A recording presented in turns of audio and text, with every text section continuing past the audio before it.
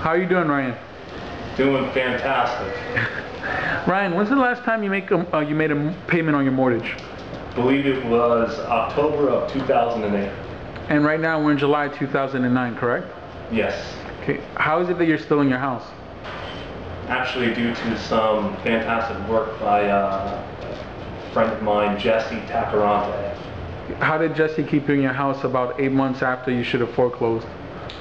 Well, I think that he'd probably be able to answer that more specifically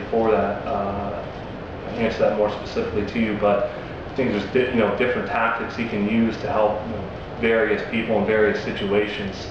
But I think that I'm only at the beginning of my term. I think I wouldn't have a problem living in this home for the next 2 to 3 years at the shortest time. Wait, 2 to 3 years without? Did he get you a loan mod or something like that? No loan modification. Those are completely useless.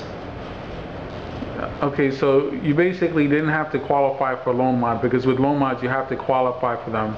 He's had you in your house since October without paying, so that's about 8-9 months, and he can keep you there for another 2 years without paying, correct? Yeah, I would say 2 years at a minimum. And I mean, how long? I don't know. I think we could wait and see. But even at for the cost of doing so, I mean, my mortgage payment was close to $10,000 a month, and for the cost, I mean, that's actually if I lived in it for additional 2 weeks, it would pay for itself.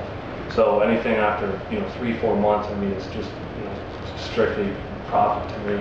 So basically, he's going after the banks for them not doing something correctly with your foreclosure, or is it your mortgage was set up inappropriately? Like, in my specific situation, the lender did not provide the closing loan program they were allegedly supposed to when I originally closed. I did a construction to permanent loan, and the construction period was near ending.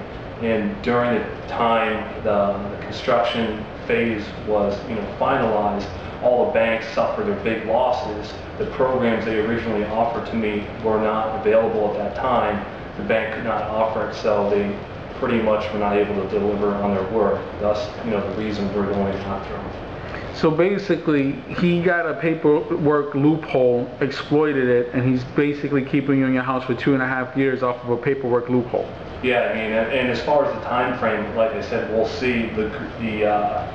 The real goal would be to actually, win the complete case. We'll see if that's possible. Going to depend on exactly how everything, pans out. But yeah, I would say at least a couple years, if not more. And a lot of people were caught behind the 8 ball once the banks basically went belly up. So there's probably tens of thousands of people who are going through what you're going through. They don't even know that there's loopholes in their paperwork that can keep them in their house, correct? Yeah, exactly. And when the banks went through all these problems, it actually can benefit a lot of people for various different rates. I mean, a lot of the vast majority of people's mortgages were assigned or sold, and 99.9% of them weren't done so correctly. If they're not done so correctly, that person, that homeowner, has legal recourse, and Jesse can help to exploit that. Definitely. Well, he's definitely helping you out, because you have pretty much 10,000 times 2 years is about $2.4 million, $240,000 worth of mortgages that you're going to have to slide on because the banks didn't do their paperwork the way they needed to. Yeah, definitely, and I think it can actually go up from there.